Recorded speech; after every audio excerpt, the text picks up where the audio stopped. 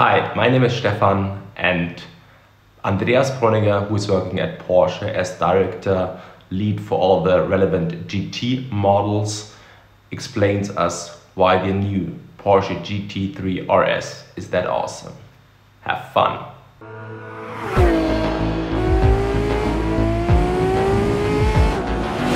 The long wait is over. I'm very happy and proud to be able to present the most track-orientated GT car we ever developed to date, the new GT3 RS.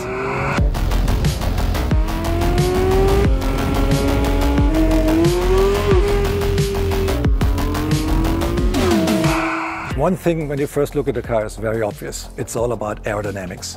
It looks very much like a race car, and it has aerodynamic values, downforce values that are double as much as we had from the predecessor.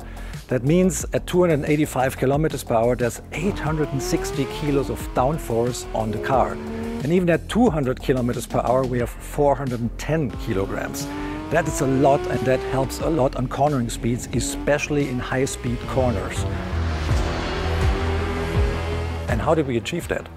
Active aerodynamics.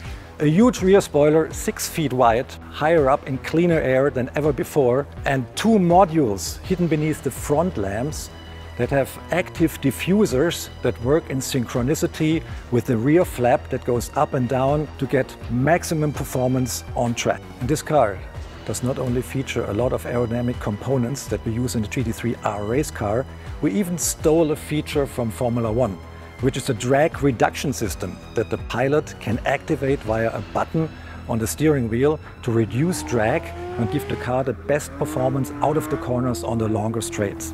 Everything on the car has a function. If we start with these nostrils here on the front hood, they're there to guide the air that exits from the radiator, which is hot, to the sides of the car, to both sides of the car, and keep the air outward of the center section where the intake system of the car is located. The cooler the air, the more oxygen we have, the more power the car can produce. And we're doing this by these nostrils and these fins here on top of the roof, which have a slightly curved geometry to guide the airflow away from the center section. This radical aerodynamical concept is not only in the middle section of the car, it's on both sides of the car as well. The airstream enters here, and there's not a radiator anymore like on the predecessor. There is a module hidden beneath the headlamps that is electronically operated with 2 diffusers. So we guide the air through these diffusers, guide it on through the control arms and all the suspension parts here, which are shaped aerodynamically. So we have a profile on each control arm here that contributes to the downforce of the car big time. We have another 40 kilos of additional downforce solely by using this aerodynamically shaped control arms. If the air goes on, it gets ventilated through these vanes up above, which we know from the predecessor, which work a little bit more efficient even. And we use this section here, which is a little bit drawn to the inside, to exhale the air a little bit better out of the wheel wells. And for that, we had to construct a new door that is made of carbon fiber.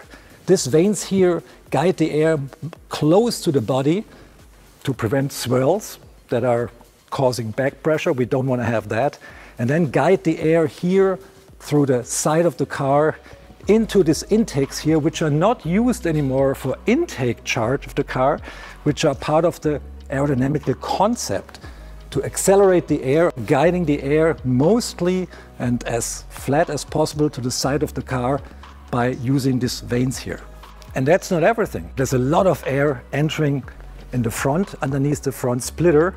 The whole under construction of the car is full of vanes and guiding flappers to get the best aerodynamical results. A lot of speculation was going on what kind of engine would be in this car. It's a 4-liter flat 6-cylinder engine, normally aspirated. It has 525 horsepower, so that's 15 more than on the GT3. How did we do that? Different camshafts, different setup, and the camshaft has higher overlap. creating more ferocity in the revving up dynamics, more power at high RPMs, which is a 9,000 RPM red line. And mated to this fire-breathing engine is a PDK gearbox, quite typical for an RS variant because it's really quicker on the track. And this gearbox has a shorter final drive if you compare it to the GT3's unit to compensate the bigger wheels. 335 section tires, wider track, all ball-jointed multi-link rear axle, the newest generation of raised dampers in this car, and this is neatly mated to the front end of the car, which has a 275 tire, a wider track than on the GT3 by 29 millimeters, and whole bespoke new wheel guiding components like the control arms or the wheel knuckles.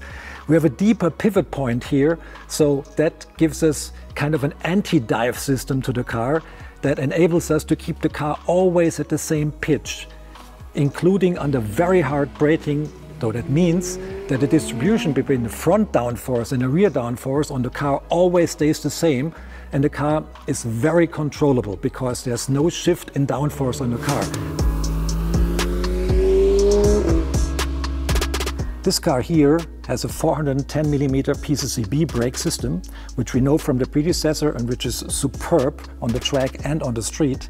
As standard equipment, the car comes with a steel rotor, which is revised and enhanced over the ones we use in the GT3. The steel rotors are thicker to create more longevity on the track, and the rear calipers on this car have a different piston diameter to get even more stopping power from the super wide rear to create the best stopping times and stopping distances I think we ever had on any street car in Porsche.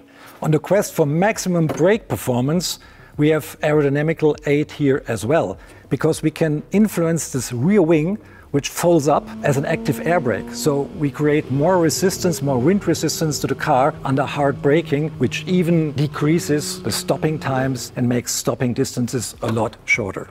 There's another trick we have up the sleeve. We can control compression and rebound of the dampers in the car. The driver can do it himself.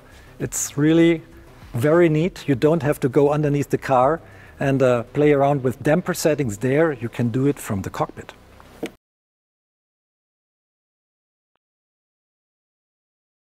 We have the satellites here on the steering wheel where we can influence compression and rebound for front and rear axle. By turning the knobs, which are mirroring the same position than the satellites here, you can adjust rebound more or less front and rear and can create your own individual setup. But the PASM system, the damper control, is not all you can do here. There's another button here that says ESC TC, that's a traction control.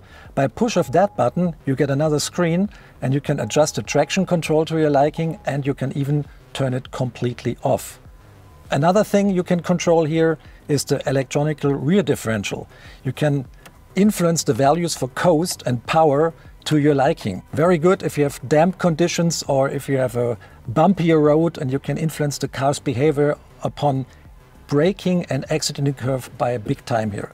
There will be a Weissach package as well available for the car. Traditionally, the Weissach package shows off more carbon fiber than this non-Weissach variant here. That means the front lid is carbon fiber, visible carbon fiber, the roof is visible carbon fiber, and for most markets we offer a rear roll cage made of carbon fiber as well, which is in itself 6 kilos lighter than the steel variant. Another goodie here for the Weissach package is you can order the car with magnesium forged wheels as well, which shave off another 8 kilos of the car's overall weight, which in its lowest spec is 1450 kilograms, which is quite a low figure for a car like that, for the size of the car and for all the technology involved. So that rounds it off. I think we have the most hardcore GT variant to date standing here behind me. And there's so much technology and innovation going on, not only to make the car faster, to make it more fun to drive as well. I love to drive it, especially in the high speeds corners on every given track. It's mind-boggling what this car can do. It's so much fun, and I really love to drive it, and I'm absolutely sure you will love it too.